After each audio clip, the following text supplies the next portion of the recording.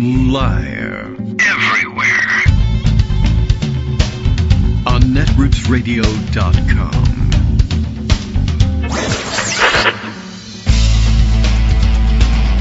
David Waldman. Kagro. In the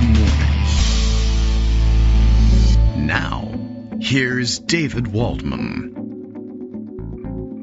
Hey, good morning, everybody. How you doing? It is Thursday, January 8th, 2026. Time to get this started all over again. And, of course, there have been developments. I mean, I don't know how else to start this. And I assume by now you're all aware of what weighs so heavily on all of us that we would start this way. And I'll sum it up, of course, by saying, yes, I'm talking about what happened in Minneapolis yesterday. The killing of Renee Good. We now know her name is essentially 37-year-old mom acting as an observer during the very contentious ICE activities in Minneapolis. And probably worth mentioning, big ICE surge and crackdown in activity in Minneapolis, essentially in response to the wave of hysteria sweeping over the right-wing world and MAGA world, over the, I guess really the discovery that a couple of years ago there was a discovery that there was some fraud being perpetrated through the use of subsidies for child care centers, in which some child care centers set up under the names of, and with, in some cases at least, the actual participation of some Somali American citizens to siphon off, essentially, and fraudulently siphon off some of this money used to subsidize child care costs for area families. And like I said, it was discovered a couple of years ago. It was actually prosecuted a couple of years ago. And as it turns out, in most of the reading I've been doing about it, just sort of skimming about it peripherally, it turns out, there's a white woman at the head of this thing who essentially solicited the partnership of some of the Somali folks and got them to set up daycare centers.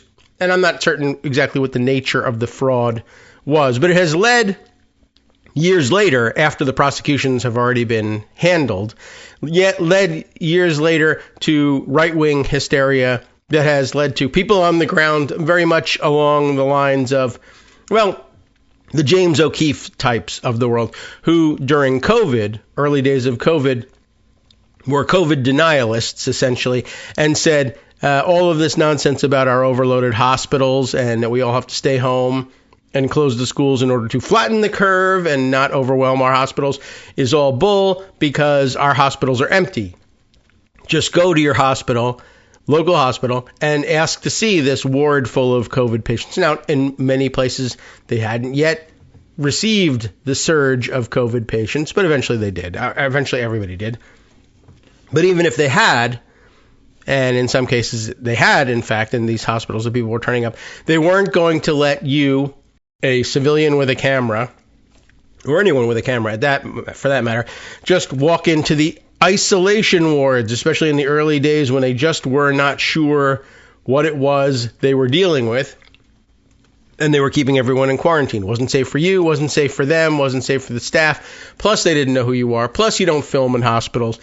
Every reason in the world for a normal person to understand you're not going to be able to gain access to those wards, which, of course, they took as proof of their conspiracy theory that the truth was that these wards were empty and the hospital staff were all in on the con of telling everybody those hospital wards were full.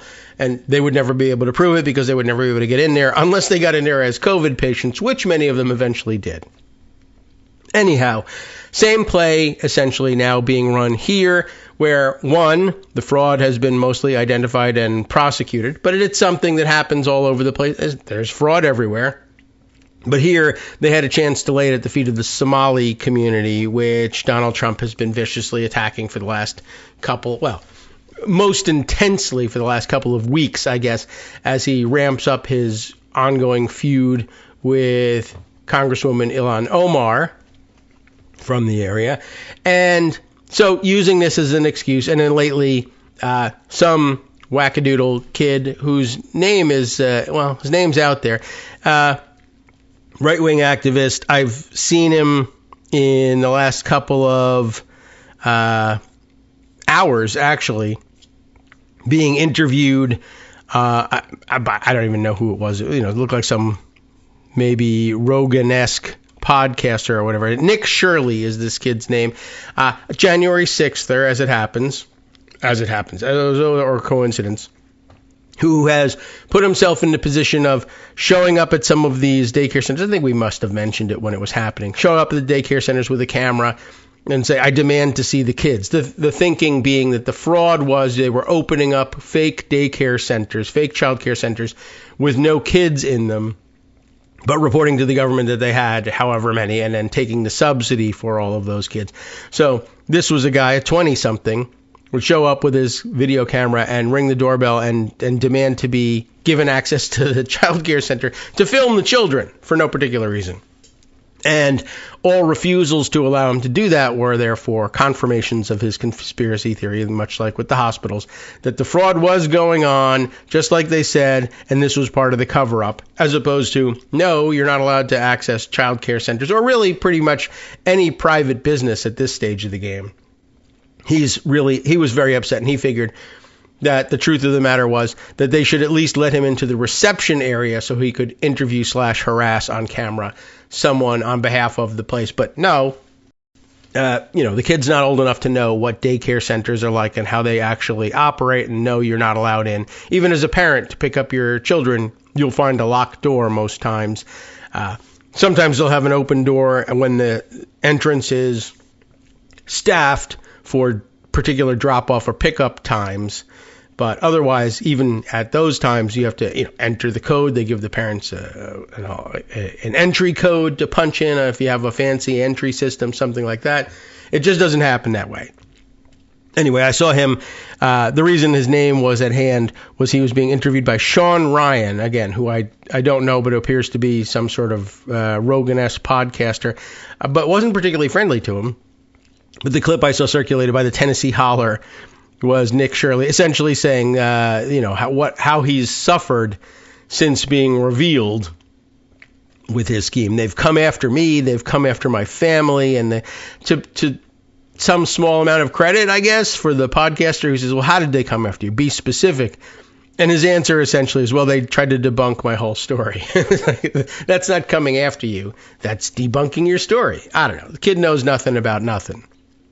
Anyway, I think that all underlies the decision, if you can call it one, by DHS, by the White House, to surge Border Patrol and ICE and other federal agent crackdown in the region. And that has led to these sort of high-tension confrontations at which Renee Good was present as an observer. And I first saw in the first hours of the story, saw it presented that she was a legal observer, as is the term that they were using. I don't know whether she was an attorney. I don't know. I haven't caught up with that many facts behind what her life was about, which is going to come in the next couple of days. The profiles are beginning to pour out, although I also see protests of sorts online that this is not an adequate profile. What you really need to know about her is this. So I think it's still developing. But she may have just meant, legal observer in the sense of laity, that is non-attorneys, just observing the activity there and exercising their legal rights to observe how the crackdowns are proceeding, film if necessary, be on the lookout for excess violence or the violation of people's civil rights. Not that there's not much you can do with it on the spot, but try and document it. So, long story short, on the facts on the ground, she was driving her very normie mom kind of car, a Honda Pilot, it looks like, and at some point blocked the road where there were some ICE vehicles making their way down the road, I don't know, probably in pursuit of some people. It caused a momentary delay for the ICE folks. They jumped out of their car and approached her and, told her to move, told her to get out of the car, to all sorts of things, contradictory commands, which they then said she didn't obey my lawful command to get out of the car, but also move the car. They made a move to try to open the door, I guess, to force her out of the car, at which point she decided one of the lawful orders that she should obey is the get the car out of here one, and also probably a good choice just in terms of, well, why put yourself in their hands, and starts to leave in her car. Now there's an ICE agent or federal agent of some kind to the front and side of her car. And what ends up happening, and now that we've got like 5-6 different videos of this thing, what we've got set up for ourselves this morning is 5 videos showing that that she is leaving the scene. She's turned her vehicle to avoid hitting any other vehicles, any people in the area of any kind, and is on her way out of there. But one of the federal agents draws a gun, pistol, basically sticks it in her face and kills her. Shoots her 3, 4, 5 times. I don't know what the number of rounds fired was, but you can hear a couple of them go off in the video. Is basically at point blank range. He shoots her one of the shots straight through the windshield of the car, and the other looks like go in through the open window. And immediately the White House and administration machinery kicks into gear to say, I mean, really the most extraordinary response ever. Ordinarily, I guess, you might see authorities begin this by saying, well, we got to wait for all the facts to come in, but the officer was defending himself. He believed that he was going to be run down by her car. And they probably could have stuck with that and ridden that out for a little while until, of course, the 5 videos came out. Now, what they're doing, of course, is they have one video shot from the opposite angle and rather grainy at that, in which, if you really want to look for a grain of truth in all this, in which it looks like maybe the officer who fired could have been bumped by the front bumper of the car as he's jumping out of the way. Anyway, they took that and they ran with it, and they've been telling everybody that she rammed the officers. She was trying to run them over. She was trying to kill them, which is an exaggeration of any of the theories that they could have come up with. But they kept going further. Like I say, it's an exaggeration. I mean, they could have said, let's wait for the facts to come out, but we understand from the reports on the ground that the officer was afraid that he was going to be run down and he drew his gun as a result.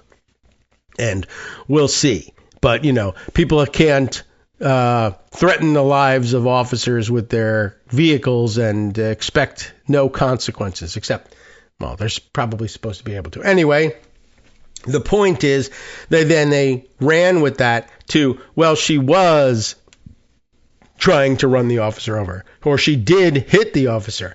Not only that, Kristi Noem asked about it and wearing her cowgirl hat and saying she came there with a plan to do that. She'd been trained to do that. We're seeing coordinated activity all over the country of multiple people attempting to do this. They're being trained to kill officers.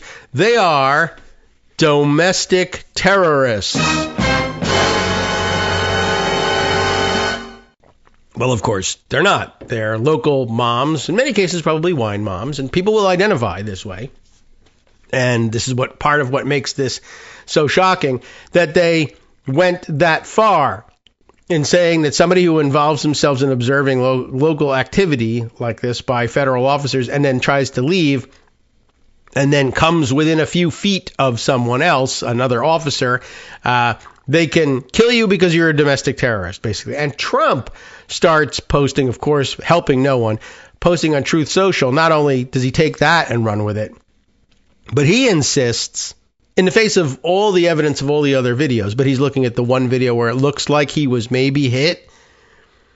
He takes the ball and runs with it. He tells everybody the officer was hit. The officer was run over. The officer, in fact, is hospitalized, so badly injured that his very life, his very survival is in doubt. He's told everyone this.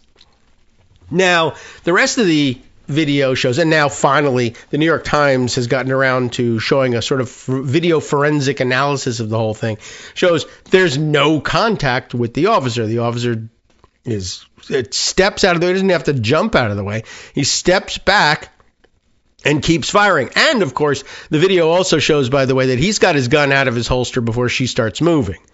So, at the very least, he was about to stick the gun in her window and try to force her out of the car or something like that. And that gun should never have been out, nor should it have been out as soon as she starts moving either. Anyway, that's where it stands. The New York Times has a very interesting and helpful looking forensic analysis out about it. Although I think what's been really interesting was that we spent most of the evening and into the morning without that kind of analysis from the New York Times. And instead, we had this, well, one side claims this, one side claims that. And everybody was angry with them for saying, well, what about the forensic analysis? You guys have a video analysis team there. They hadn't had a chance to work through to do their work and to publish their work. But in the absence of that, I think probably the Times could have said, well, the president does claim this, but we've seen substantial number of videos, far more than show anything like what he's claiming. We've seen a number of these videos that show there's no contact. And, we have eyes. We can tell you that. But they were being extremely cautious instead, and people were upset with that. So, I think last night the live update columns from the New York Times had one video, the headline, one video of fatal ICE shooting, two opposite views. And they go on to say what those two opposite views are. Don Moynihan, in observing this, says, look, was the officer struck by a vehicle, as President Trump insists, or did the car pass by or around him? The answer is the car passed by and around him. If we only had some trusted institution that could adjudicate between competing claims by relying on facts, and by this morning, they in fact have got that up for us. But again, I was most struck by the fact, Moynihan understates it. Trump said this officer was on the brink of death as a result of being rammed by this car. And the officer is seen in almost all of the videos walking away, leaving the scene, jumping in a car and driving it away. He's got nothing going on. There's no physical damage. There's no contact with him. So that was a rather upsetting aspect of things yesterday. So look, we acknowledge that this is the case. We acknowledge that this has happened. We'll follow this story. Doubtless by tomorrow there'll be more interesting detail that we can share with you. And then we will. There's a couple of other stories circulating, of course, a lot of other things to pay attention to. And I'd like to do that. But it's been a really rather remarkable, almost 24-hour period, I guess, since this happened. And it's prompted all sorts of reaction. Everybody should be relatively careful about what they say online about these things, as the federal government is also now monitoring people's social media contacts and social media expression. And it may come back to haunt you if you are over the top, let's say, in your rhetoric. Not that it's okay. It's fine for the president to do that, apparently, just not you. More of the same, essentially. But I did see an awful lot of only barely tongue-in-cheek, if that at all, circulations of like old-time engravings, like the Paul Revere engraving of the Boston Massacre, etc. And it's not out of keeping with what's going on. They were sent to, that's why I give you the background of the child care center situation. They were sent in to escalate tensions that they had generated from garbage and out of nothing to scapegoat a particular immigrant and ethnic group. And now they've got death on their hands. That's essentially it. Somebody actually put it very nicely, if I can find it. although I'm not sure that I will in the volume of things that went out the other day. But yeah, that basically this stupid social media stunt essentially has resulted in people being killed now. And it's got all sorts of other ramifications around it, not just, of course, the great tragedy of this death, but it I don't know. It raises so many other issues. Where is this thing? I'll see if I can find it, because it was just well put and succinct. And here it is. Mia Sato, Sato, perhaps, S-A-T-O, a reporter at The Verge, in fact, who put it this way. I'll open it up so I can save it and share it with you later. A 23-year-old LARPing as a journalist. That's Nick Shirley. And by the way, I think that happened over the weekend, maybe last weekend, was it? And one of the most confusing things ever, if you are a fan of the old movie Airplane, is he's actually being interviewed by a reporter on the spot who says to him, well, surely you understand that you should not have gone. And remember, the kid's name is Nick Shirley. And so, of course, the old joke that comes to mind whenever you hear somebody say, well, surely I am, and don't call me Shirley, except his name is Shirley, and that didn't sink in because I was so wrapped up in the surely don't call me Shirley thing.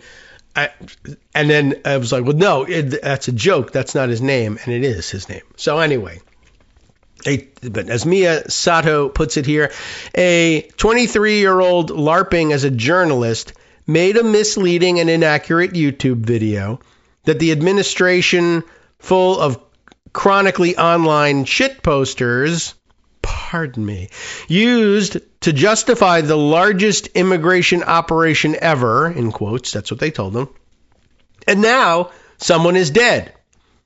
So I probably should have just read you that instead of spending 20 minutes on it, but I don't think you can spend too much time on that particular incident and what it means and trying to unravel it. But I think that has a lot to do with it. And some of the responses to Mia here, one saying, yep, and Republicans in committee just called Nick Shirley a hero. Right. So there you have it. I mean, that whole episode was groundless, but it has nonetheless resulted in this crackdown, which has now nonetheless resulted in death on the streets in Minneapolis. I also understand that school in Minneapolis has been canceled for today and tomorrow because immediately following the shooting, the ICE agents went on to basically disrupt dismissal time at the local high school and tackle some people there. And basically everybody was worried that they're going to kidnap your kids off the street and or tear gas them. And now it's not safe to go to school in Minnesota because of ICE and not the stuff on the ground either. And somebody else pointing out, by the way, I mean, it's still early in the year, but no homicides to date in Minneapolis except the ones committed by federal agents. So, take that for what it's worth. Anyway, as I mentioned, there's all sorts of other interesting things that have grown out of it. And I guess we might as well just put the whole segment to bed with this stuff. I note the post here from Carl Quintanilla, who says, in the last 4 months alone, playing off of a New York Times article on the subject, in the last 4 months alone, immigration officers have fired on at least 9 people in 5 states and Washington, D.C. All of the individuals targeted in these shootings were, like the woman killed on Wednesday, fired on while in their vehicles, which is a policy issue and a training issue. Not that they're training these guys. I mean, for Kristi Noem to say that, well, the drivers of the vehicles are all being trained. Well, that makes one person at the scene trained anyway, because the ICE cops that they're bringing are people they've recruited in the last couple of weeks, basically scraping the bottom of the barrel and enticing people in with $50,000 bonuses and just saying, hey, go beat people up and shoot them if you have to. Who cares? But for trained officers of the law, it's generally, I mean, they begin by saying, well, somebody fleeing the scene is not a target. It's not like in the movies where you're allowed to just chase them down and shoot them in the back and fire at them through alleys and in crowded movie theaters or whatever. But yeah, it seems to not be sticking somehow with the trainees that you're not supposed to be firing at moving vehicles. It's just a super dangerous thing to do. You're in the middle of a street. You have no idea, where your bullets are going to land if you miss. And by the way, the officer who did the shooting apparently in such mortal danger and in such fear for his life that he didn't miss, not even once apparently. So I guess it wasn't too dangerous of a situation for him after all. Anyway, Grudgy the Whale pointing out from Carl's note here, grabbing from the New York Times article that in the last 4 months alone, 9 times they have fired on people in 5 different states in Washington, D.C., and noting that's a spree, everybody. These guys are just going on shooting sprees all over the country, and Republicans and the White House and the administration celebrating them as heroes. So, it's not too good. By the way, the mayor of Minneapolis, whose name escapes me at the moment, although I'm sure we'll dig it up after the break, has been more than outspoken in responding to this and has resorted at times to probably fairly appropriate profanity. And he was asked about that on CNN.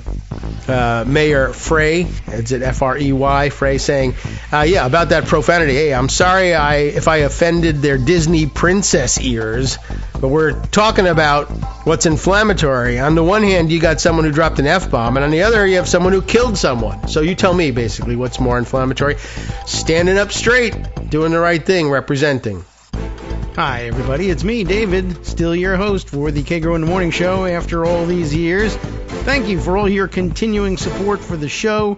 And if you're listening regularly and still thinking about getting on board as a supporter, well, the time is now. Patreon.com is the easiest way to make recurring subscription-style payments every month, all year round, to keep us going.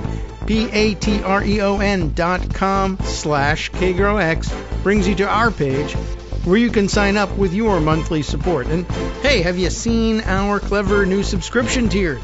It's easier than ever to sign up for, say, $1 crisp bill for every information-packed 2-hour show.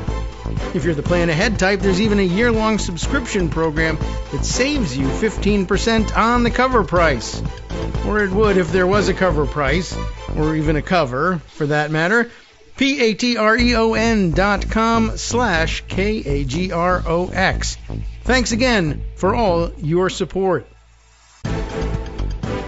All right, welcome back, everyone, to the Kagro in the Morning Show here on Netroots Radio.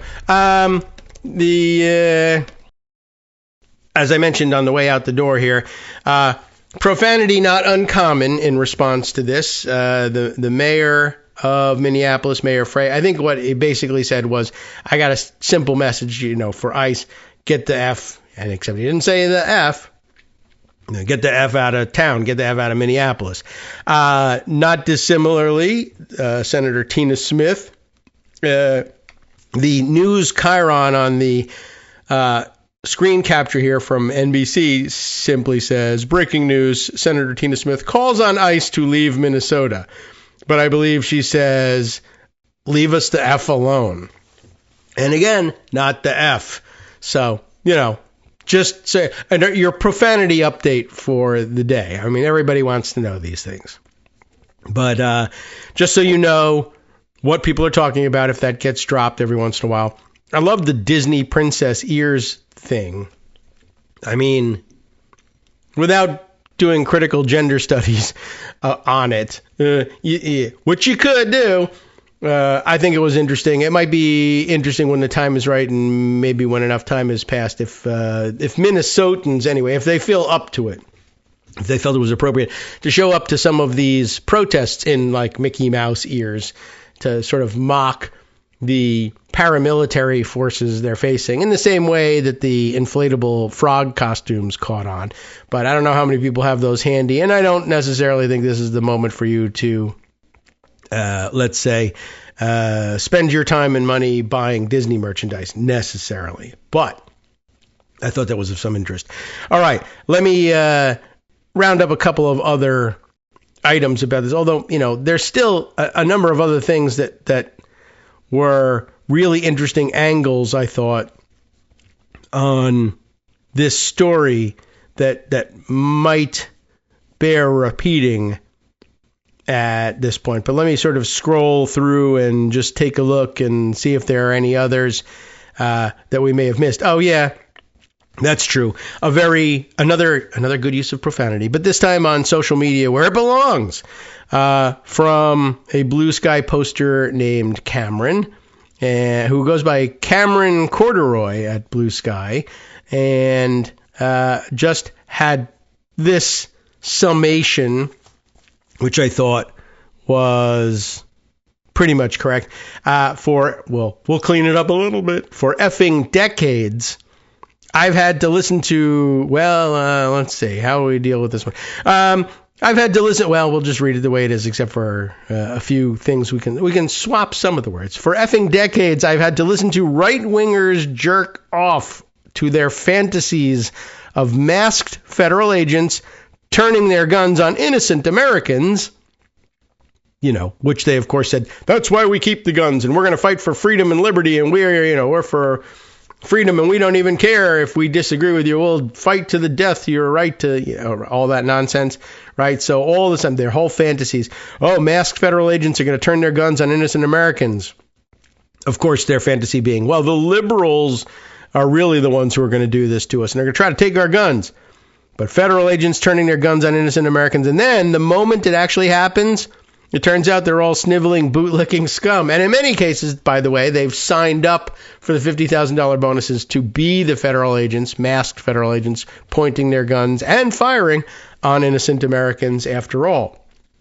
But yes, and it reminds me of the number of other things that came up. For instance, it is, in addition to being the 5th anniversary very recently of the January 6th riots, it is the 10th anniversary of the Malheur National Wildlife Reserve Bundy standoff.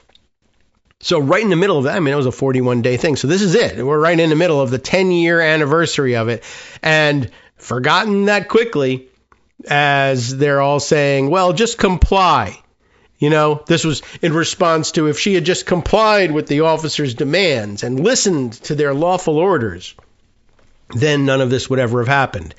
Except, of course, if you have a cowboy hat on and you're stealing rangeland from the federal government and your name is Bundy, and basically if you show up with enough guns, the tough guy ICE goons turn into Uvalde police and it won't come near you. It's really rather amazing. And it's really quite astonishing that this hasn't resulted in firing on federal officers, and it shouldn't, and I hope it doesn't. And a lot of people will tell you that's actually what they're hoping for, because then they'll respond with overwhelming force, and that's probably true. But in the meantime, it's quite unfortunate and extraordinarily hypocritical, and all you can do is say so at this point. But in addition, if you're going to invoke Malheur, and I did, and I don't know whether I pronounced it right, but I'm invoking it nonetheless. Again, for decades, oh my gosh, the federal agents, the masked tyranny, we got to stand up to it. Waco, Ruby Ridge, they used to scream at these things. By the way, now there's a new addition to that. They say Waco, Ruby Ridge, and the new addition is not Minnesota, not Minneapolis, not Renee Good, but rather Waco and Ruby Ridge are good now, actually, even though they shot our people there. Yeah, sure. No. Of course, they still protest those loudly. Anyway, I just thought that was something worth adding to the picture, I guess. I hope so. But, all right. Let's see. Anything else from the fallout of this? I think I've gotten kind of all the way through the collected comments that added something new to all of this. But anyway,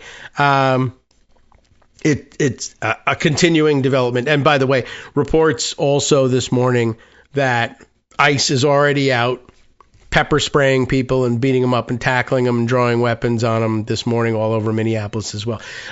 Somebody else did make a comment, and this one I don't think I'll be able to track down, but I did notice that they said, by the way, ICE does this stuff, essentially the big crackdowns, the big splashy viral videos, crackdowns for content, essentially, one city at a time, basically.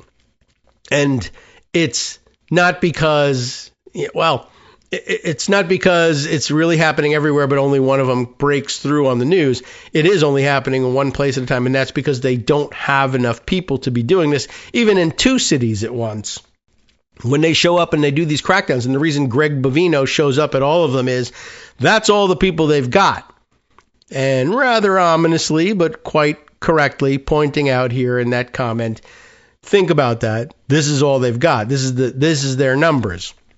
They put on a good show, but it's another one of them. One of these, there's more of us than there are of them yesterday. And for a few hours last night, and I guess to some extent this morning in Minneapolis, they are making use of that and coming to realize it and showing up in numbers, essentially, that embolden them to shout back at the agents, you can't kill us all. You can't arrest us all. There's more of us than there are of you. And, advanced weaponry makes it an extremely dangerous thing to do. Plus, of course, the surveillance state, which means that they can identify almost anybody at those places. Plus, of course, the willingness to use the justice system as a weaponized method of control makes it different than it was back in the olden days. But back in the founders' days, they understood, for the originalists out there, they understood that a crowd that was assembled that large posed a limiting principle, let's say, on the exercise of federal or even state and local police power.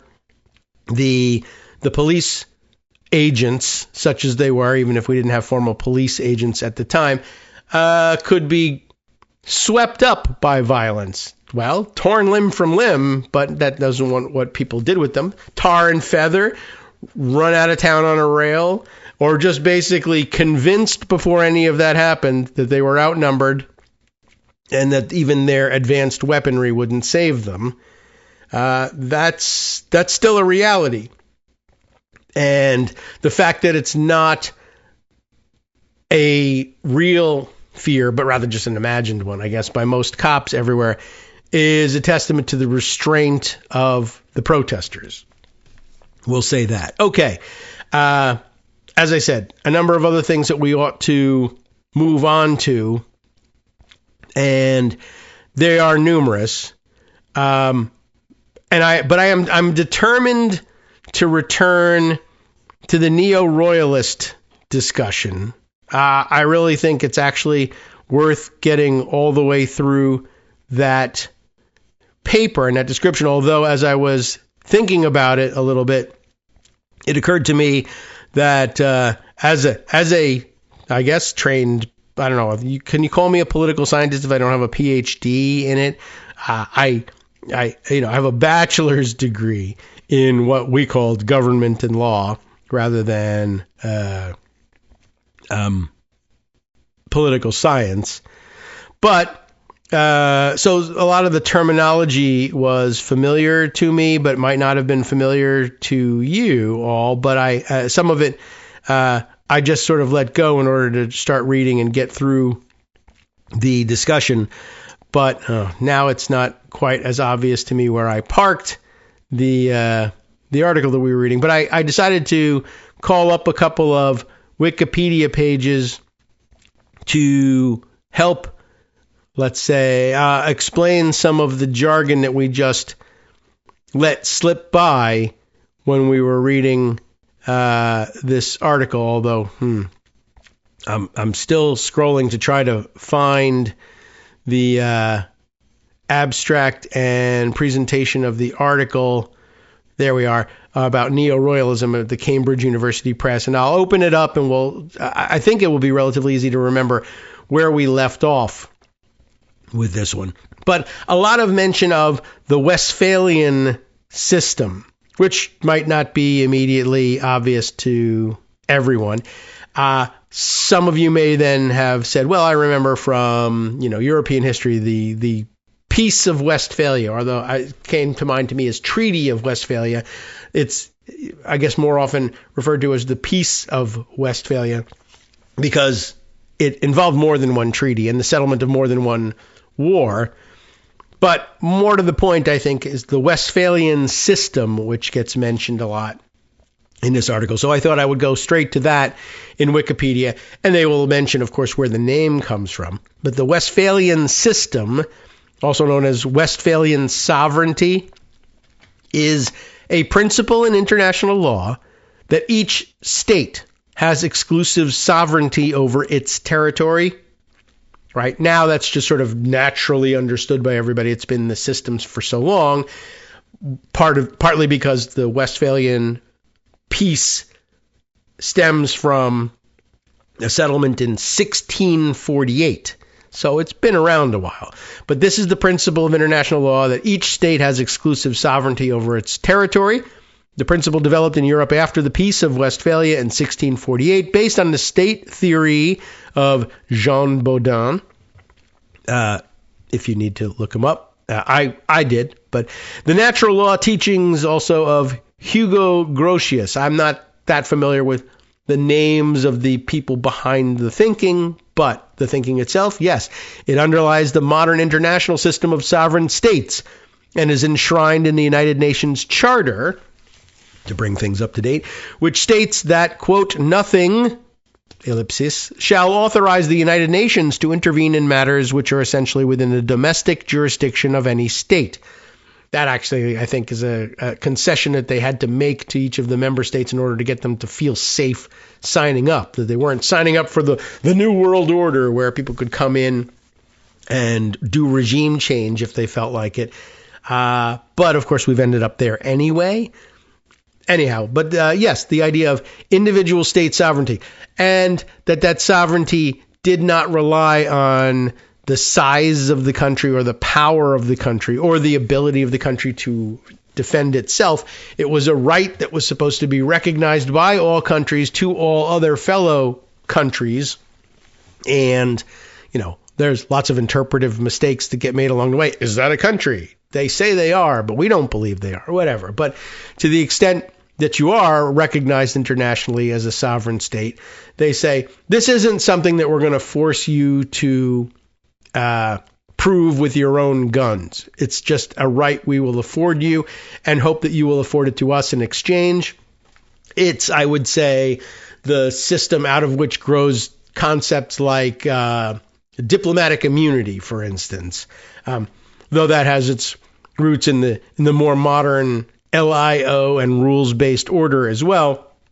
But it basically, the reason I bring it up is it's one of those reflexive things where it occasionally has some weird and perverse results that we don't love in individual cases. But on the whole, it's best for everyone if we all say, we're going to respect you, your sovereignty, and as a result, the immunity of the diplomats you send to us in order to keep diplomatic channels open so that we don't have to solve everything by war. And we can give peaceful resolution a chance. But you're not going to do that, and you're not going to send emissaries to our country if you're afraid we're going to capture them when we're mad with you. Or if they don't understand our local laws, that we'll catch them on violations of it and hold them as hostages. You get the idea, though, that this is something that everybody is supposed to recognize in everyone else. According to the principle, to return to the Wikipedia page, every state, no matter how large or small, has an equal right to sovereignty. Political scientists have traced the concept to the eponymous peace treaties that ended the 30 Years' War and the 80 Years' War. They're very long wars. The principle of non-interference was further developed in the 18th century. The Westphalian system reached its peak in the 19th and 20th centuries, but has faced recent challenges from advocates of humanitarian intervention. So it's not just from the right that this is challenged. There's challenge from the left here too, right? Their they're gassing their own people, for instance. You might recognize things like that. Or governments that are less than optimal for, maintaining peace and human dignity across all space and time may come to find themselves with sovereign power over their territory and use it to decide to exterminate a disfavored group, for instance. And the rest of the world says we can't stand idly by and allow this to happen. Unless, of course, we can, in which case we do. But if we feel like we can't, we're usually saying, oh yeah, humanitarian intervention. Idea from the left, essentially, I would say most often.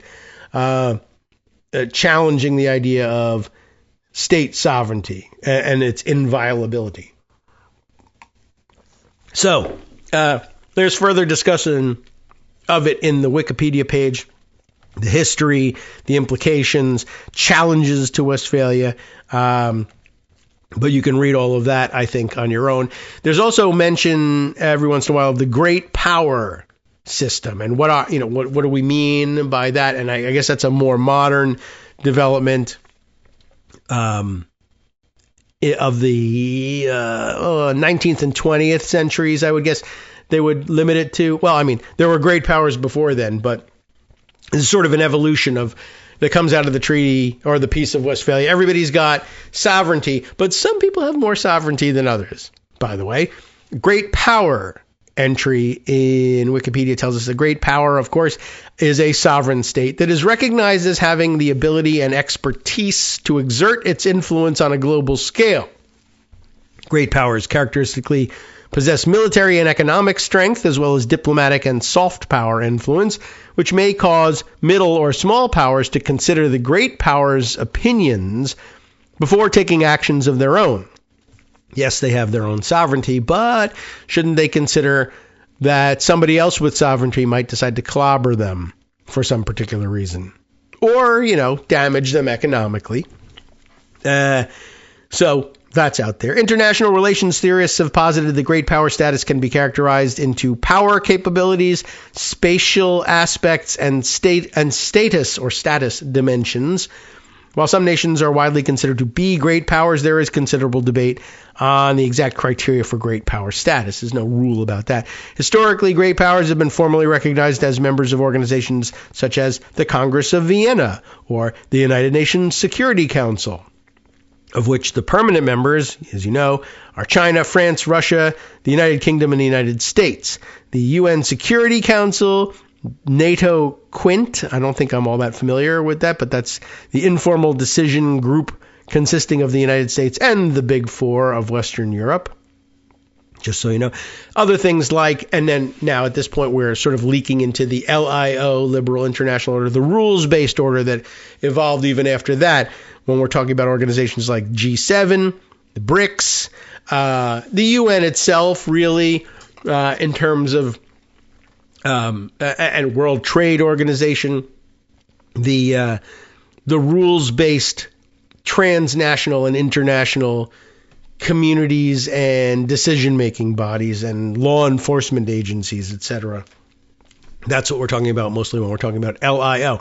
And now the departure from all of that in the neo-royalist model. So I believe we read not only the introduction, but we read about the movement from states to cliques, as they say when they Frenchify the pronunciation, and the introduction of the idea that, well, you might find yourself confused about things that Donald Trump is doing because they appear to be contrary to longstanding American interests. And the answer is they are. It's just what has happened here is that the person who has constitutionally gained control of the reins of American government is probably for the first time in our 250 years, quite obviously and quite openly in many ways, more interested in the impact on his personality than the long-term interests of the United States. Now, when if he were ever actually challenged on it, and from time to time he does, he explains it by saying, well, what's good for me is good for the United States. And he's the kind of person who actually believes that about himself. But I think it will help explain a lot of the things that he does, or the things that sometimes I put under the umbrella of my half tongue-in-cheek line for all of this stuff whenever we find ourselves weirdly in cooperation with the Russians, where, like we've known in the post-war order and LIO, we've understood it almost always, sometimes with justification and sometimes without, that it sounds weird to think of ourselves as being in cooperation or collusion with Russia because they've just been a geopolitical rival since forever. But it's not forever. And it's actually quite recent.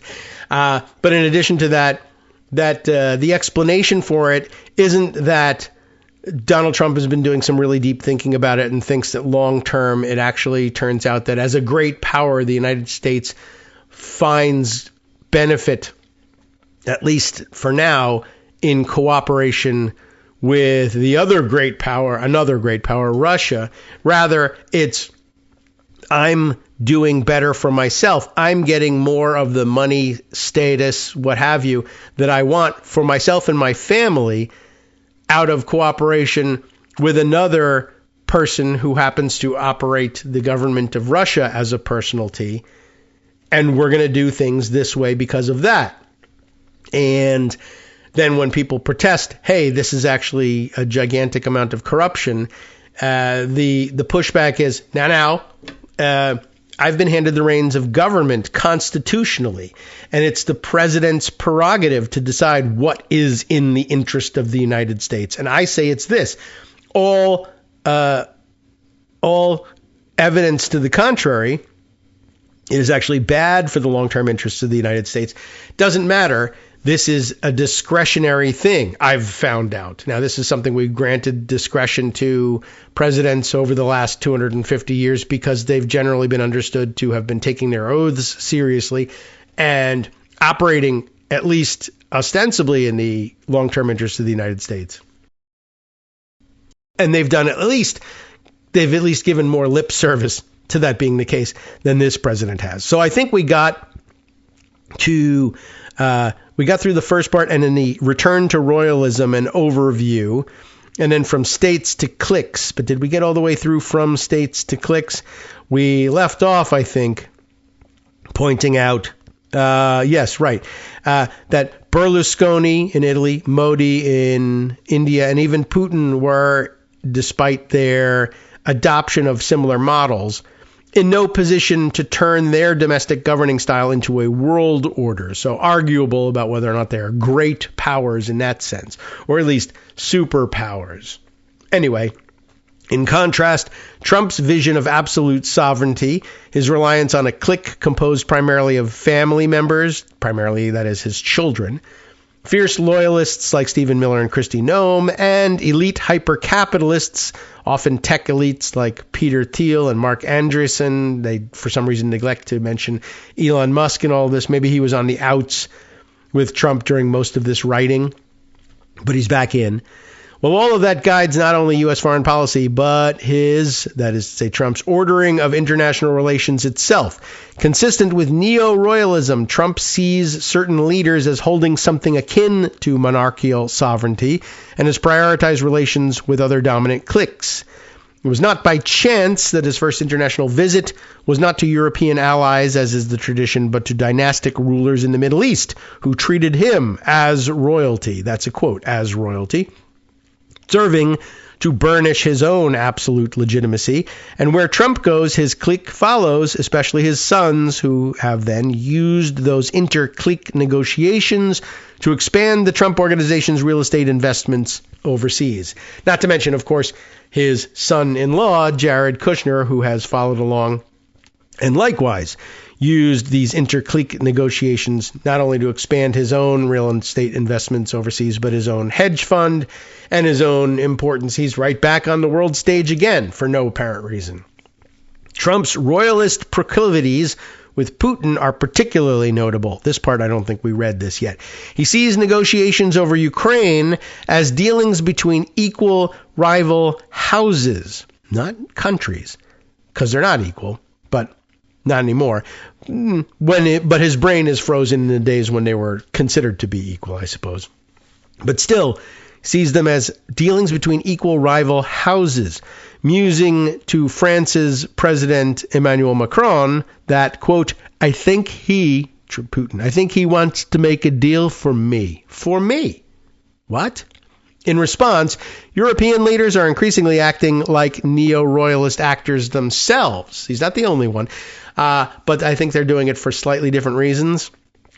They rely on personalist pleas, such as their emergency meeting in Washington in August of 2025, to influence U.S. foreign policy toward Ukraine. In other words, when he says, or when the authors here say increasingly are acting like neo-royalist actors, it's not that they've said, this is a great idea, we should start doing corruption too and stealing money. Maybe they have. I don't know. But they were basically saying, all right, we understand now how he works. When we need what we need for the international order, defense of Ukraine, we will get from him through the only means available, treating him like a neo-royalist and offering him personal benefit and coming to see him, even if we're not offering him personal benefits and bribes, coming personally to Washington, D.C., to his court, to impress upon him the importance of defending Ukraine. And it seemed to work for a time. Given his position, Trump has used his position.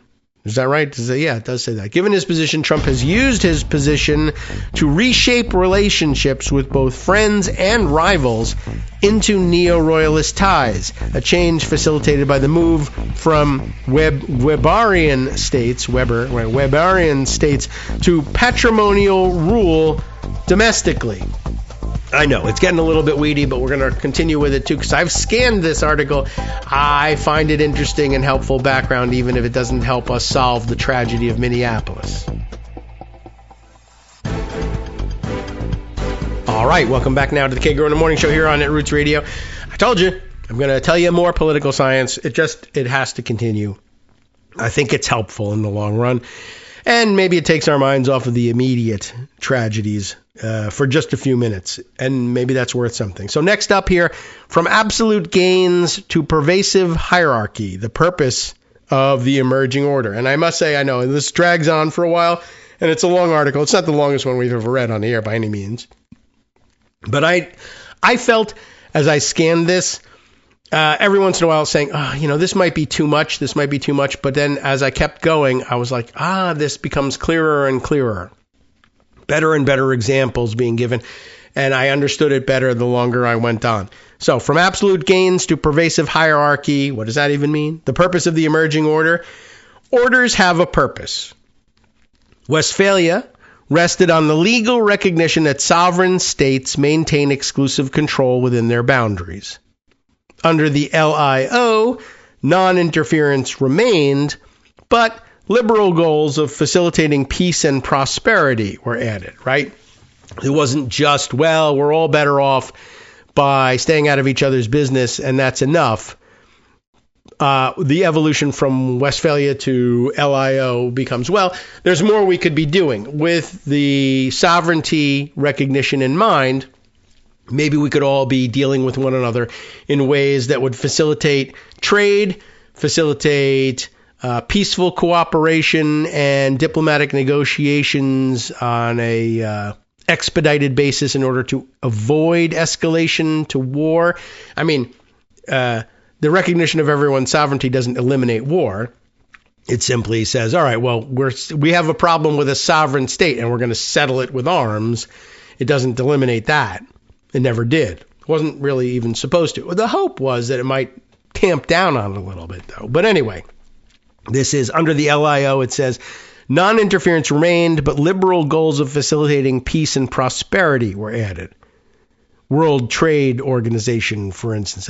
People have their doubts about the efficacy and the fairness of it, but adding that on top of the United Nations. well, we're not going to have any wars, or we're going to try to avoid as many wars as we can, but this is more affirmatively about making things better on top of not doing the bad stuff. In both orders, states exist as legally equal entities, whatever their actual differences in power. So you want to trade with Burkina Faso? Sure, great, fine. You're not allowed to go kick their asses and take all their stuff. People do anyway, but I mean, you're not supposed to be doing that. If you want access to their markets, gain access to their markets. Trade with them. Okay, good, we will. Why? Because despite the fact that it's a huge imbalance in power, you're not supposed to be doing this. That was understood. It was accepted. Everybody agreed to it, for the most part. In the neo-royalist orders, hierarchy is the point. In other words, it's going to result in saying, part of the purpose of it is to establish some countries as just inherently better than others. Shithole countries, as the president famously said. Oh, we're shocked. Oh, it's chaos. Oh, he can't control himself. Or he might have an idea in mind. Or this may be an order we're imposing on a chaotic and demented mind after the fact, but and to make it look like he has a real plan. And we should say, that actually is my view of things. It's not my view that he said, you know what I should be? A neo-royalist. It's just he's a demented old man who, even when he wasn't a demented old man, never developed an understanding of the difference between his personality and the rest of the world. And as a narcissist, and every once in a while there's a particular term that they bring up that includes the word narcissist in it, and I can't recall what it is basically, but that's the part we're worried about, is the narcissism. What he essentially has done is set himself up as a neo-royalist without actually knowing what it was he was doing. He's just a selfish, narcissistic person who believes the world revolves around him. There isn't any other system he could naturally land on. But this is a real thing, and other people are doing it, and so we ought to be. This is a framework for understanding it a little bit.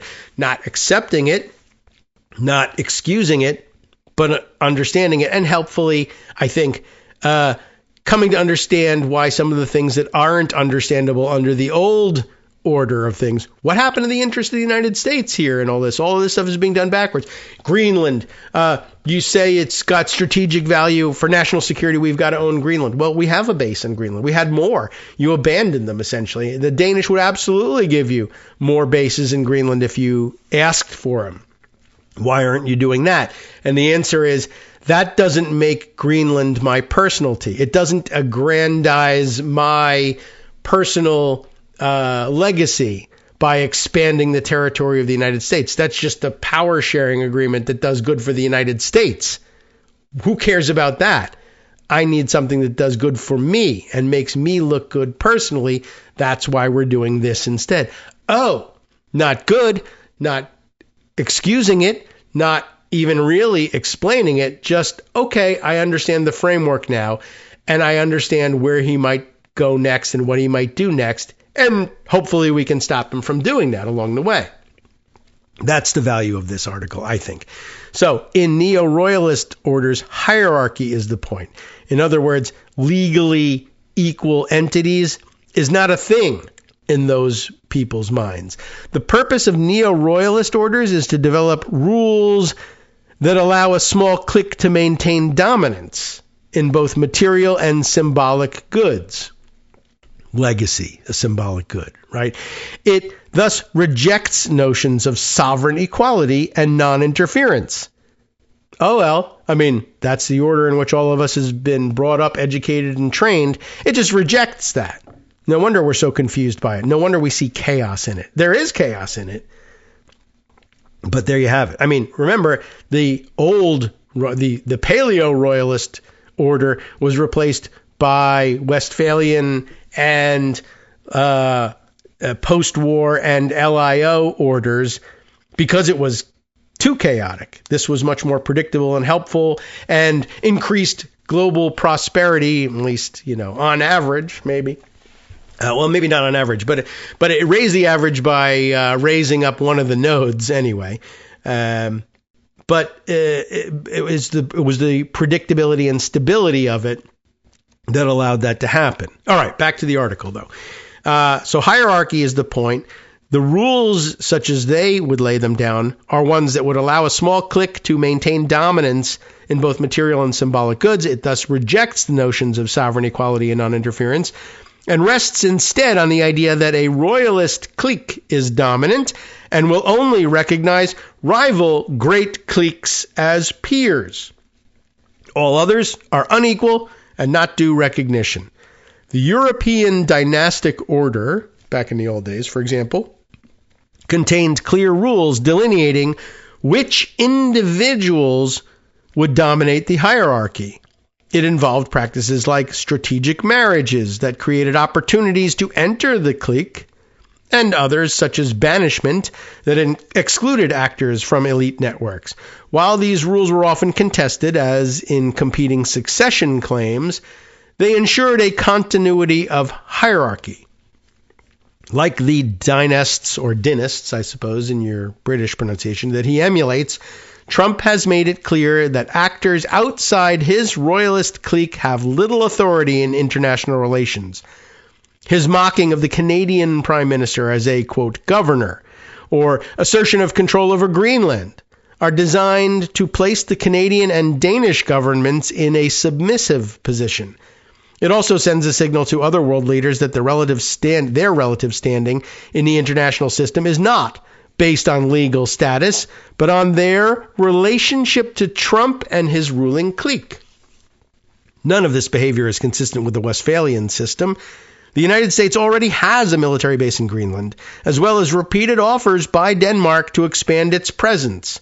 And here I'll just, as an aside, note, think back to the reality-based community discussion we had the other day, right? We're observing this reality and trying to discern just policies as a result of this reality. But the Danish are offering you more bases. He's not after that. It's not about national security in that sense. That's not going to move him. Reality-based community people think that. Oh, he really just wants more bases in order to bolster national security. Here, I'll give them to you. That is a solution based on observation of objective reality. But that's not what's going on in his head. He don't care. That's not of interest to him.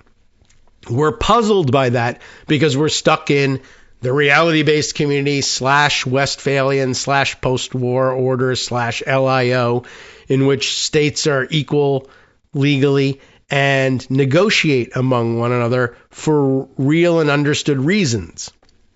But that's not going on in there. There's nothing going on at all in his head. The United States already has a military base in Greenland, as well as repeated offers by Denmark to expand its presence. Canada has been a steadfast NATO ally, as has Denmark, dependent on the United States for both its economic and military welfare. Threatening their legal sovereignty undermines the external balancing necessary in a traditional game of great power politics. It does, however, right, that's what makes it so confusing, but it does, however, have the advantage of securing hierarchy for those on the inside. Trump's actions not only undercut potential balancing coalitions, but threaten the very norms of sovereignty that underpin the Westphalian order.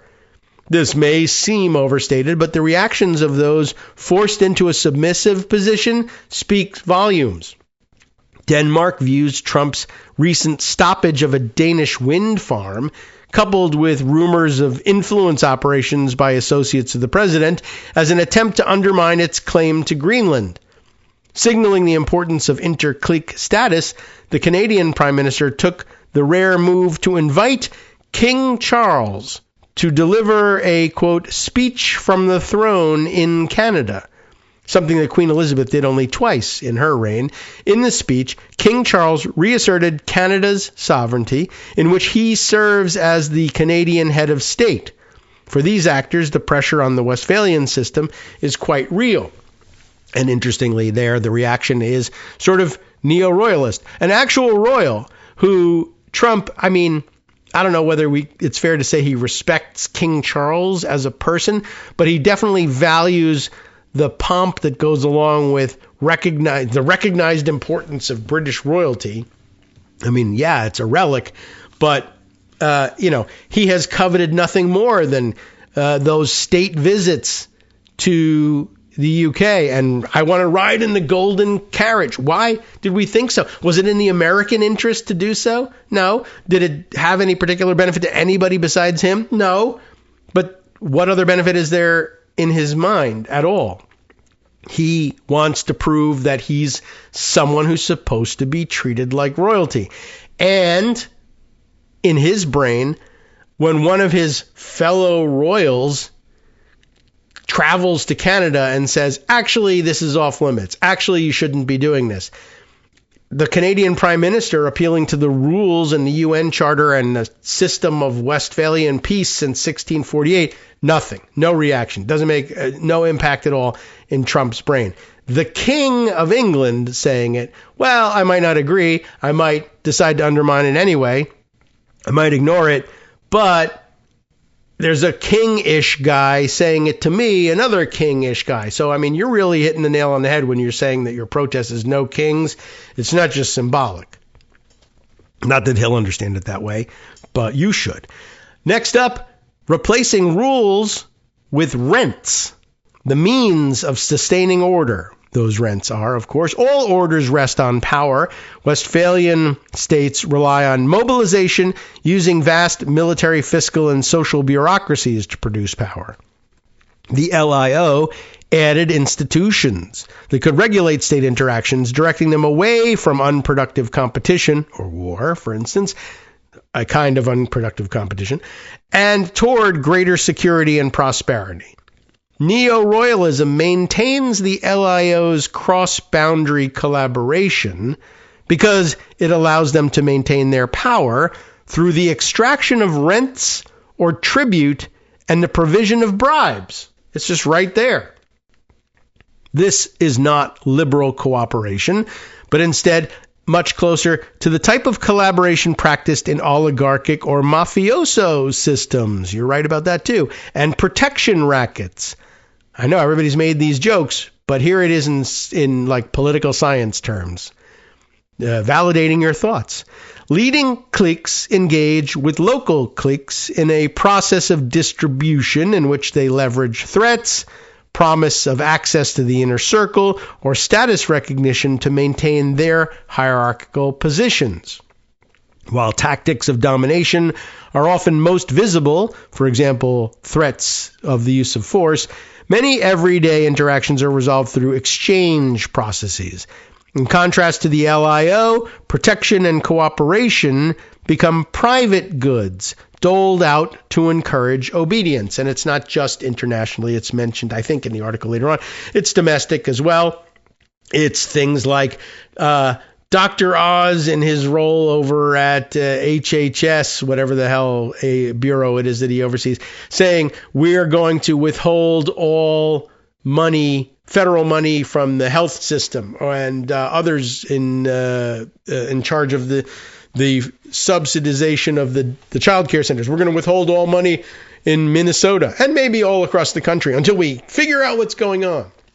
But things like that, or we're going to withhold federal money to Colorado unless they release Tina Peters, things like that. We use the same sort of pressure here, or he's using it here domestically.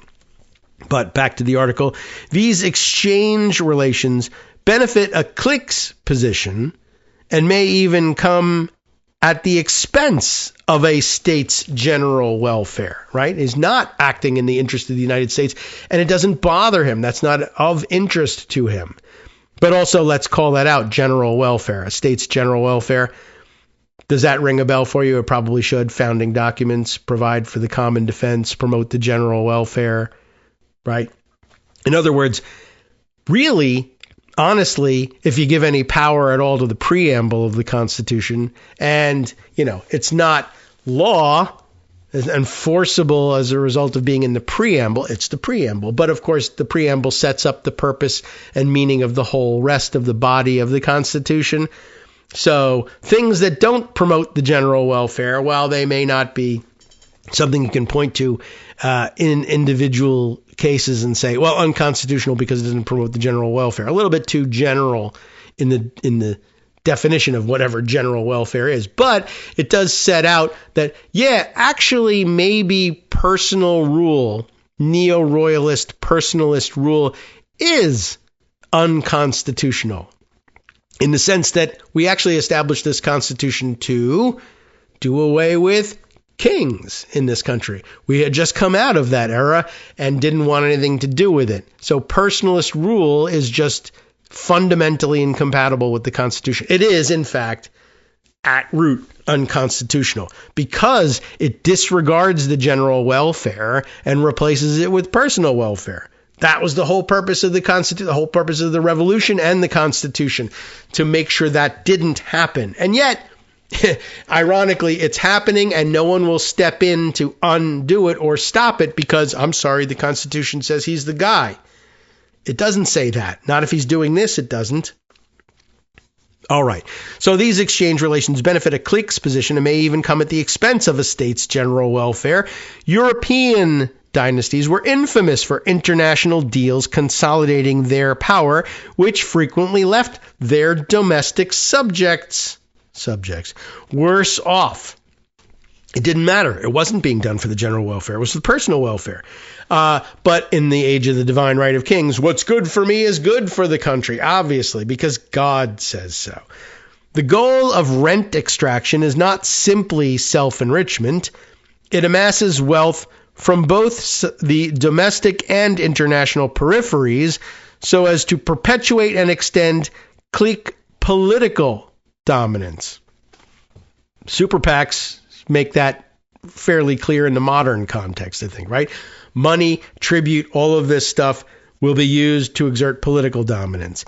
Such dominance strategies can prove resilient as royalist cliques disrupt collective resistance through side payments and use the shadow of violence to create powerful incentives for obedience.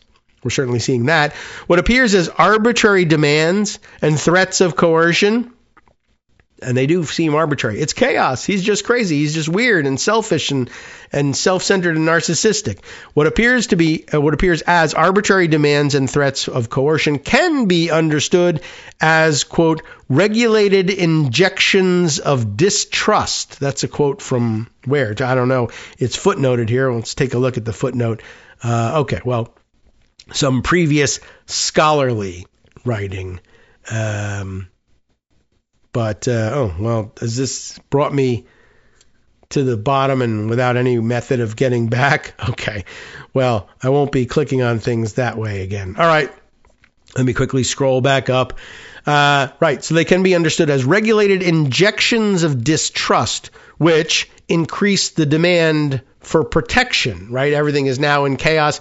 Maybe it would be best for our self-preservation if we did submit after all. In the first weeks of the new administration, President Trump radically upended the global trade regime in ways that not only defy the LIO, but also make very little sense as a means of increasing sovereign state power. Everyone was puzzled by that. While a great power politics perspective might ascribe tariffs to, say, U.S.-China competition, the United States ultimately walked back many of those tariffs and continued pressuring Europe and India, and ostensible friends like Canada and Mexico are repeatedly threatened by new forms of economic coercion. Because of the nature of global supply chains, American companies were also affected, undercutting U.S. power as a result. Shouldn't we have been able to leverage that to make Trump back off? Don't you see that as objective reality, we're hurting American power and hurting American companies? Yes, but it's not hurting me. I'm liking it. I'm using it as a system to collect bribes. That's what's important to me, not the general welfare. From a neo-royalist perspective, the trade war is a rent-seeking strategy, a regime based on arbitrary decisions. And remember, we have a law in this country about things not being arbitrary and capricious, but F laws, because laws are stupid and they're from the LIO, and I don't like them. In neo-royalism, we don't have laws that obtain on the presidency. Oh yeah. So from a neo-royalist perspective, trade war is rent-seeking, a regime based on arbitrary decisions aimed not at doing any favors for American industry or for the general welfare or bringing China to heel, but aimed at extracting maximum wealth for the clique. As the president's advisors explained, a key goal of the tariff policy was to start 90 negotiations in 90 days, where the reversion point of a failed outcome is not the LIO policies of most favored nation status or free trade agreements. The art of the deal is not about creating a cooperative equilibrium, but leverage, whereby parties must offer concessions to avoid higher tariff rates. The United States and global firms are put in a position of tithing in exchange for exceptions from the tariff policy. NVIDIA, for example, agreed, against all business rules and modern business practice, to give 15% of its revenue to the U.S. government, which we could have taken in taxes, but instead we're taking it outside the tax system in order to make it a personality issue, right? Agreed to give 15% of its revenue to the U.S. government in exchange for increased market access in China. Such arrangements deepen the dependence of key segments of capital on the royalist clique, or as the Washington Post explains, CEOs can kiss the president's ring by offering to give him something he wants and in return be exempted from whatever policy threatens to damage their business. In this way, companies deepen their dependence on government and on Trump personally. Even though, hey, Republicans, well, we can't have increase of dependence on the government. That's anti-freedom. It is. But freedom's not the goal anymore. Personality is the goal. And interesting mention, right, here's 15% of our revenue in exchange for increased market access to China. Is it in the United States general welfare in interest? I thought we were not providing the NVIDIA chips to China because they were going to use them to surpass us in AI capabilities. And AI, they're rich tech bros. Why are we doing something like that to threaten them? Because I don't care about them, except insofar as they give me money to reverse the situation. If tomorrow they give me more money to blow up NVIDIA, I'll do it. In the first weeks of the administration, international partners also offered a range of tributes to minimize tariff threats. You know, the opposite of maximize. The royal family of Qatar, royal family at that, gifted the president a flying palace, which the president could use to replace an aging Air Force One. No, he can't. Not according to the rules, but F rules. The Trump family has also benefited from the new trade environment in Vietnam, where Vietnam's government sees Mr. Trump's administration and the Trump organization as one. That's a quote. From where, I don't know, it's footnoted. The Trump organization was reportedly able to short-circuit conventional permitting requirements to break ground on a $1.5 billion real estate development. So yes, just straight into the pockets of the Trump organization because Vietnam understood this guy will take bribes. Since the start of his re-election campaign, Trump and his family's net worth has doubled to over $5 billion, reportedly. Even when concessions did not go specifically to the president or his family, they have been used to enrich the insider clique. As the New York Times concludes, quote, the line between Trump the president and Trump the tycoon is now seen by diplomats, trade officials, and corporations worldwide as so obviously blurred that governments feel more compelled than ever to favor anything Trump-related.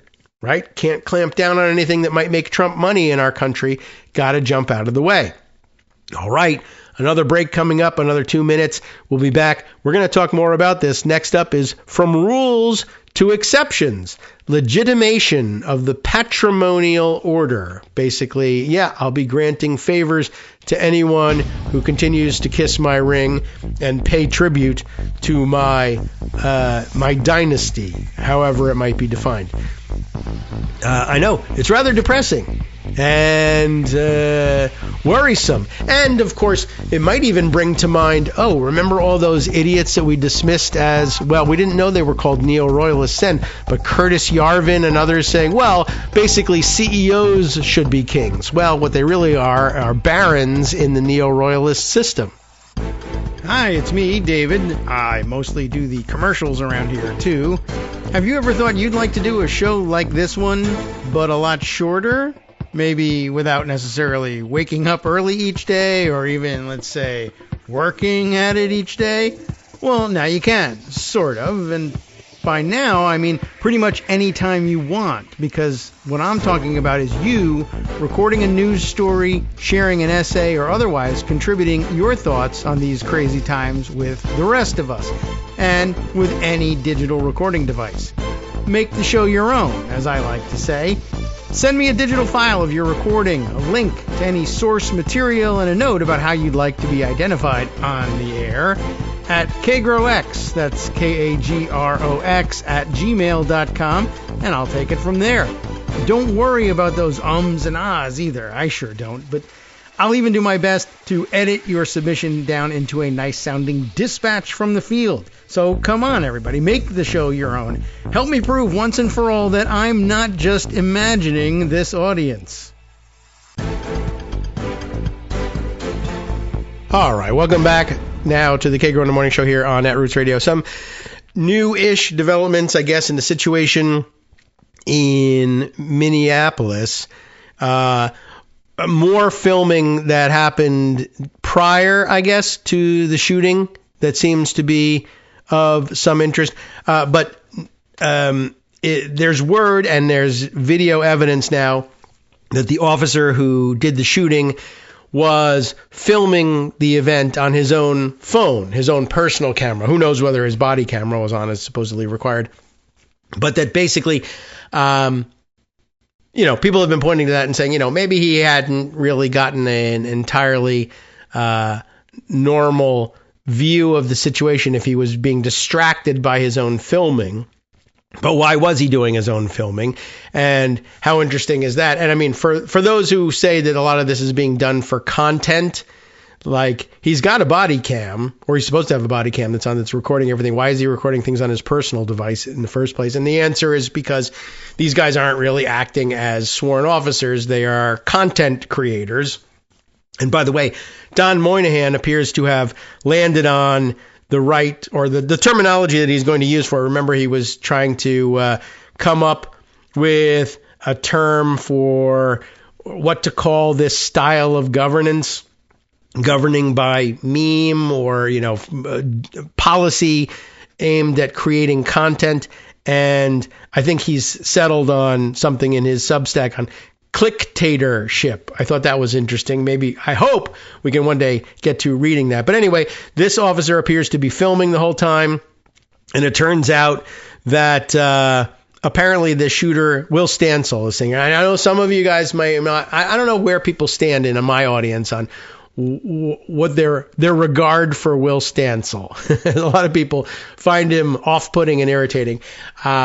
But I think he's got something here. Apparently, the shooter was involved in some sort of argument with the victim's wife immediately prior.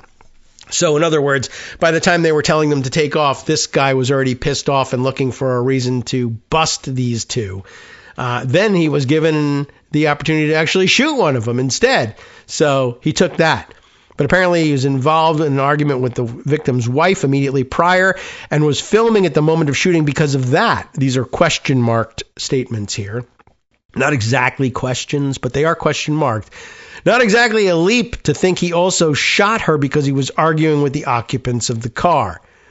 So that seems pretty weird and questionable all by itself, and will be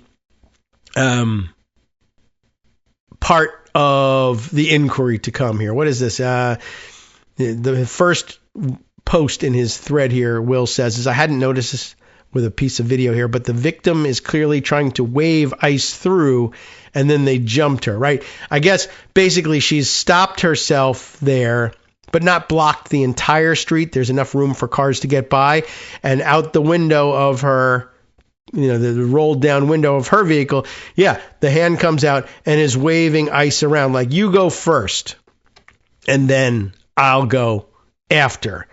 But instead, they jump out and confront her instead. All right, that's going to be part and parcel of unraveling the situation, if we ever can unravel the situation in Minneapolis. Okay, so I'll put that aside and share with you. Now back to our political science lesson. I know, it's hard to sit through these, but I think it's worth it. The next section up here was From Rules to Exceptions, Legitimation of the Patrimonial Order. Patrimonial? What do you mean? Westphalian, liberal, and neo-royalist orders rest on different forms of legitimation. In Westphalian orders, legitimation, and I think usually go with legitimization, but that's not necessarily the same thing, and of course not what they're using here. Legitimation revolves in Westphalian orders around the provision of public goods, especially security, to a political community. Why would you consent to be governed by a government at all? In the Westphalian system, it is because it's a trade. You provide support for the regime provides safety, public goods, and whatever else to its political community. The LIO adds to these public goods the promise of collective wealth, prosperity, and individual freedom. But F all of that, neo-royalists also make similar appeals. The sovereign needs to take care of her, funny, subjects. After all, I think it's particularly, we know why you use that, but it's particularly funny if you are describing Trump, and Trump will say, you used the wrong pronouns for me. But providing public goods is not what justifies domination. Instead, we find legitimation by exception in a neo-royalist system. Stories that explain why some actors are uniquely endowed with the right to wield sovereign power. Historically, narratives of exception revolved around divine right, the idea that a sovereign power rests on some transcendent entity. In dynastic Europe, exception was in the blood, quite literally. Divinity circulated not only within individuals, but through the kinship network itself. The emperors of imperial China invoked a mandate of heaven, and the Mughal emperor claimed his authority was divinely given. More recently, Putin has claimed that he is enacting, quote, God's will in Russia's invasion of Ukraine, and Modi suggests that God has, quote, sent me for a purpose. Of course, we all learned a little bit about divine right of kings in history. By the way, before the break, I was thinking a little bit about the idea that Curtis Yarvin promoting the idea that, well, maybe CEOs should be kings. And that they have really ended up, that's going to appeal to CEOs, and they're going to give you money to continue doing your work, right? So strategically wise, even if he never really believed that they were going to land there, but he might have believed it at some point. But what they really have become instead is barons in the neo-royalist system. The president has set himself up as king. And maybe when he was originally formulating this idea, he didn't think it was possible for the United States as currently constituted to end up with a king. But, none of us did. And it should not be possible. But we're ignoring the Constitution in order to facilitate it anyway. So, okay, he set himself up as a king, and the CEOs as barons that contribute their wealth and power in support of the king. But it occurred to me, for instance, just looking at pictures of various investiture ceremonies, coronations in the UK. And noticing something that, this is something that I guess everybody knows about, and I don't know whether they think about it or not in the UK, but it struck Americans, my American eyes, as odd, although I came to understand it. But at things like these formal ceremonies, like the coronations, this is where the king or queen, where the sovereign is crowned, and the crown, the crown, just like the TV show, is, something special and different. But I noticed that all of the barons, the various, and then it struck me the word peers of the land, they're there in their own, they're dressed like what we Americans think of as fairy tale kings too. Scarlet robes with their ermine collars and wearing crowns. They've all got their own crowns, which I thought there's only one person with the crown. No, they're all wearing crowns, but they're all also there to swear their loyalty and fealty to the person wearing the crown, the big puffy one, and as opposed to just another pointed circle of gold that's sitting on these guys' heads. But that was kind of amazing to me. I didn't realize they had them, but they do. And I guess that stems from the long ago history of it. They were all sort of princes of their own fiefdoms, whichever pronunciation we're using these days. And collectively, they all ended up elevating one sovereign to rule them all, just like the rings, right? But they all kept their little crowns as well. And they're all peers of the land. And that's another one of those places where etymology is fascinating. We're here in the United States where we don't have that. And when we say peers, we mean things like, the fellow kids down at the school, peer pressure, equals, not really so much, of course, in the peerage sense in the UK, but a little bit maybe, given, Magna Carta and then the subsequent ability of lesser nobles to get together or great nobles even, but I mean lesser than the king, getting together to say, you're not the king anymore, or we're chopping your head off, or another king has chopped your head off and we now think that guy is the king. It's interesting to say the least. And we sort of forget about that. But you're reminded from time to time, informal procedure, which makes it interesting to me, I guess, right? We're going to actually get these guys together, put little crowns on their heads, and then say, yeah, but we only recognize, that's the big crown. That's the one we're interested in. But don't forget, there was a time when we could exercise power individually and uniquely and withhold it from the crown. And if we got other people to agree, trouble for the crown. Anyway, back to where we were with reading this. Divine right kind of finds itself half-assed now, but there are definitely people who run around saying God has made me the ruler. And, I guess we sort of laugh at it almost a little bit here in this country because we also have petty operators who insist that God has sent them and God has told them to run for Congress, and then they get crushed in the primaries as well. Anyway, it means more if you also have an army behind you. Neo-royalism also holds that the small clique has the right to rule because individuals, especially the sovereign leader, are endowed with unique qualities that give them the right to do so. And we've disguised it a little bit in this country while we were still shy about kings, even though, as it happens, it all ended up landing in the same place anyway. But Trump says, I have great genes. I'm so smart. My whole family is so smart. I had an uncle who was so smart. I'm a good businessman. We need to have a businessman in charge in this country. I'm rich because I've got some particular genius. All of this stuff funnels into the same sort of thing. It doesn't, even if we don't want to admit that it's divine right of kings that we're disguising in another way, we certainly do that in this country. So he's endowed with unique qualities that gives him the right to do this. While some of Trump's legitimation appears nationalist on its face, I should be the leader because I'm America first, his rhetoric sits uneasily with this Westphalian discourse.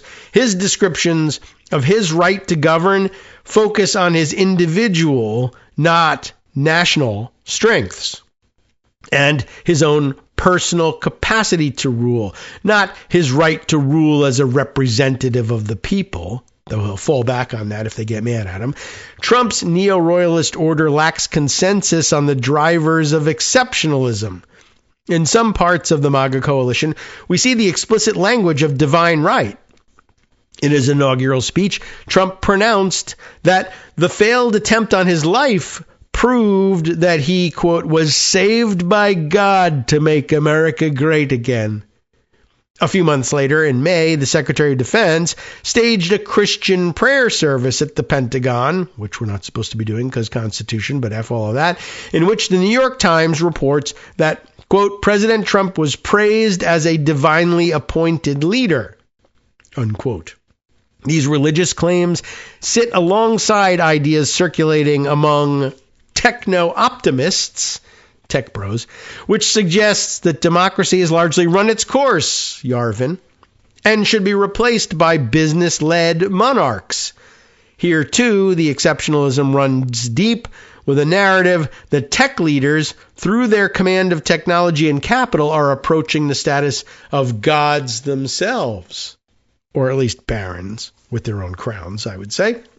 Regardless of the differences, the neo-royalist clique shares the common purpose of legitimating their extractive order through claims of unique status. If not American exceptionalism, certainly Trump exceptionalism. Other clique actors seeking material gain and protection from coercion engage in a competition to elevate the absolutist nature of the sovereign's legitimacy, something that Javier Marquez has dubbed flattery inflation. And not just at the national level, but even here in this country. People giving gifts, like regular people, not even huge tech bros in charge of companies. Remember the weirdo guy that presented him with a Trump fight wrapped Cybertruck? I don't even remember who that guy was. But anyway, on a higher level, we have NATO Secretary General Mark Rutte turned to patriarchal frames as he trumpeted Trump's role in the Iran negotiations. The quote here, believe it or not, is, "Daddy sometimes has to use strong language." Ugh. I attribute that to English not being his first language, but he's pretty good at it, so I don't know. When they fail to do so, they can suffer quite powerful consequences, as Narendra Modi discovered when he refused to submit to Trump's claim that he had ended the conflict between India and Pakistan and should be nominated for a Nobel Peace Prize. The price was not just an agreement to disagree, but a diplomatic crisis. I'm not familiar with what the crisis ended up being, but that is something. I ended 10 wars, including India and Pakistan. No one could solve that one. Well, you didn't solve that one. You're in trouble with me now. The neo-royalist framework also sheds light on what Trump seeks to delegitimate. For the neo-royalist order to be legitimated, it must both undermine proponents of rival orders and elevate those who support neo-royalism. Since the first Trump administration, traditional foreign policy analysts have been left confused by the president's animosity toward the European Union and the United States' European allies. Right? Under the existing order, it doesn't make sense. It's just bizarre. We don't get it. He's too dumb. He's a chaos agent, maybe. And it's not contradictory. In various settings, the president has addressed the European Union as a foe and as a scam. And Vice President Vance called Europeans pathetic. Targeting the European Union as illegitimate is part of a broader effort to discredit the LIO. It's the LIO, after all, which gives rise to the European Union. The synecdoche, remember we had to deal with that word, for the order, that is the LIO. The EU symbolizes a cooperative, rules-based system, an alternative that must be delegitimated. Not just political union with Russia to own the globalists for the hell of it, but because it's worth a lot of money. And the old order, the European Union and the LIO, well, they're not worth much to me, so we delegitimize them. Neo-royalism and its critics. We're getting to the end of the article, believe it or not. We do not see a neo-royalist order as inevitable. It's important. Following the work of Hendrik Spruit, maybe Spruyt, and others, international orders are not born fully baked, but emerge through a competitive process in moments of historical uncertainty among rival forms of political organization. In such moments, we argue it is important to understand the actions of key order entrepreneurs, actors who work to ensure certain forms of order win out. Major powers like the United States and their leaders have good reason to compete to ensure their preferred order wins the day, and they have many of the most powerful tools to shape order transitions. The closer the order aligns with Trump's ambitions, the less resistance he's likely to encounter at home and abroad. A neo-royalist order is far from simply a Trumpian game. But before we get to that, by the way, I just wanted to comment a little bit on this, the end of that previous paragraph. Major powers like the United States and their leaders have good reason to compete to ensure their preferred order wins the day. And they have for a long time, the past century. And as we were pointing out the other day, why are MAGA weirdos and Trump and other right-wing idiots, it seems, in this country so eager to throw over this system, which has been so overwhelmingly pro-American and pro-right-wing American, whether in Venezuela or throughout Latin America or anywhere in the world? And the answer is because the order we're trying to usher in are pro-me. For Trump, very clearly pro-me. But for everybody else, all the other barons and their crowns, well, we benefit too. And we stay out of the way of the one guy who can cause us problems. We're gods as opposed to everyone else, except one guy who can get in our way. But if we flatter him enough and pay enough tribute, he'll leave us alone. So we want to throw in our lot with that order in this competition. Not the old one that benefited us, but also a lot of other people. Now I want the benefits focused. If those people who don't have the wherewithal to pay the bribes of a size that Trump will take notice of, and I do, I'll be an even bigger winner, even though I'm undermining a system that used to benefit millions of American entrepreneurs. I don't care about them anymore. I can just, and it used to be, I need to benefit them because they need to be able to generate the income to buy my product or kick up to me or whatever, or in the open exchange of the markets. I was making out like a bandit, but now I can really make out as a bandit, because even if those people don't any longer have the economic growth going on in their entrepreneurial systems to kick up to me, I can steal what they were giving me directly from the Treasury instead. It all works out, and maybe even better for me. Does it demolish the United States? Maybe eventually, but I'll be dead.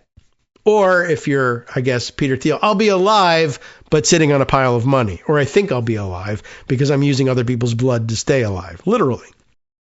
Anyway, on to the conclusion here. A neo-royalist order is far from simply a Trumpian game, but has the potential to mobilize powerful groups that have long chafed under the LIO.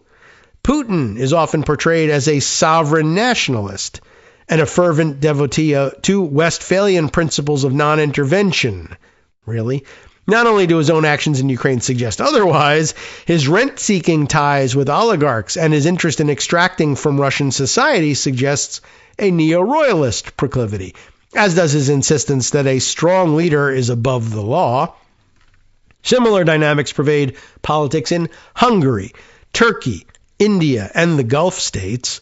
Supporters of neo-royalism extend beyond sovereign rulers, with particularly vocal advocates in global technology and finance sectors, from Rupert Murdoch to Peter Thiel to Eric Prince. Hyper-elites are playing strategic games unbound by national borders or Westphalian systems of political ordering. Ultimately, the durability of any neo-royalist order depends on the coupling of absolute rule with courtesans who control capital, information, and the means of force. This marriage of order entrepreneurs with vast concentrations of capital might prove significant in shaping the future order, just as an exhaustive amount of research has explored the stability and boundaries of the territorial state. We need a similar effort to understand how royalist cliques grow and fail. Let's keep an eye on how they fail. A neo-royalist logic also helps to map out the possible international consequences of the rise of personalistic regimes domestically. Neo-royalist supporters face both external and internal challenges. Externally, not all clique leaders are equally attracted to the neo-royalist order. China's leaders, in particular, face a conundrum. China did very well under the LIO, and it's not surprising that Xi continues to present himself as a defender of a rules-based order. And while Xi has increasingly entertained notions of individual exceptionalism and clique-based rule domestically, he has also consolidated his power with a pro-China and anti-corruption legitimation strategy, one which sits in tension with the extraction and exceptionalism underpinning a neo-royalist world. And all neo-royalists face threats from both the palace coup, other royalists pushing them out and taking their power, and the guillotine. Oh, yes, there was that. Within governments, there are elite factions that benefit from great power competition under a Westphalian-type order. Marginalized states and domestic populations may also challenge the order, and this resistance can morph to revolution. Aristocrats tend not to do well in revolutionary times. And as neo-royalism is based around a set of absolute sovereigns, succession and the lack of succession planning within royalist cliques could have far-ranging impacts on the system. If history is a guide, this does not necessarily mean that the order itself will fail due to succession crises, but rather that the system could experience periodic spasms of violence and conflict emanating from internal political transitions. The objective of our intervention is less to predict the consolidation of a neo-royalist future, and more to encourage IR theorists to develop a more expansive research agenda around the varieties of emerging international orders. A failure to take off Westphalian blinders could have far-reaching policy consequences, as neo-patrimonial strategies are mischaracterized as transactional great power politics. I do feel like we've had a tendency to do that. Regularized systems of tribute are dismissed as singular acts of corruption, or the elevation of some cliques, Putin or the House of Saud, and rejection of others, the EU and Canada, is dismissed as a quirk of Trump's personality rather than as an emerging feature of the order itself. Even if a neo-royalist order does not win the competition to replace the LIO, the interests and logics of royalist cliques will echo through the emerging order. Theoretically, developing a more expansive research agenda requires recognizing that states are a relatively recent political form. True, we think they were always there, but no. That interests may not be national, but parochial, that hierarchy can be as pervasive as anarchy, and that legitimacy can reside in visions that are potentially more transcendental than technocratic liberal rules. It requires being willing to reach out further geographically than the European system and further back in time beyond 1815 or even 1648. It may require a willingness to imagine a more diverse range of future orders, or perhaps even more challenging, a willingness to accept what is right in front of us. For, as a White House press release accompanied with an image of Trump wearing a crown declared, "Long live the king." Was it just tongue-in-cheek, or does it explain a lot more? Do they have a conscious idea that this is what they want to do? Or does it just happen to mesh with something we've seen before and maybe seeing again? I don't know. Difficult to tell, difficult to swallow, difficult to know what to do with, but there you have it. Okay, time now, though, for us to get ready to hand things over to Justice Putnam for his take on the events of the day.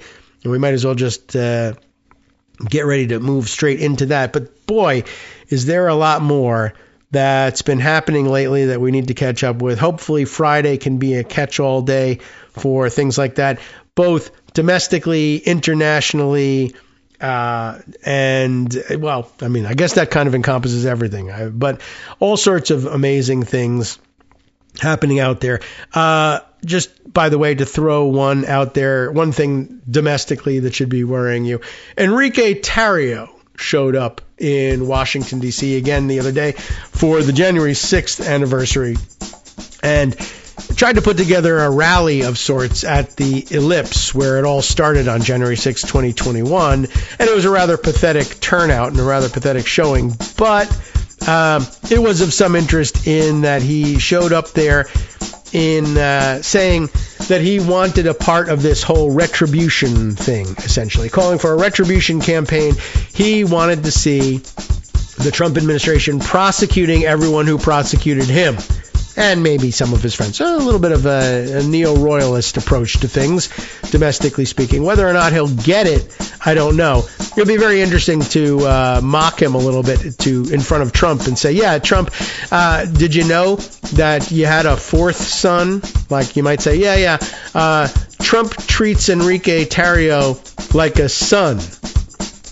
Very worrisome and endangering, right? On the other hand, what if he treats him like a son, meaning no matter how much I do for this guy, it's never enough. I pardon him from a 22-year federal prison sentence, and he's still got demands on me. Because in his retribution call, he's like, oh, I'd like to see all these people prosecuted. I love what he's done, but it's not enough. He actually said that. Well, we'll see how that sits in the neo-royalist mind. All right, like I said, time now for Justice Putnam to take over the mic. NetworksRadio.com. You have been listening to Kagro in the morning with David Waldman. Of course, he'll have the latest take, his own, of course, from Minneapolis and what's happening there. But other things on the menu for today: Oregon's Attorney General sued 3 insulin manufacturers and the nation's largest pharmacy benefit managers, alleging they colluded together to inflate the price of insulin. So some real action in the courts about that still to come. We'll see you tomorrow.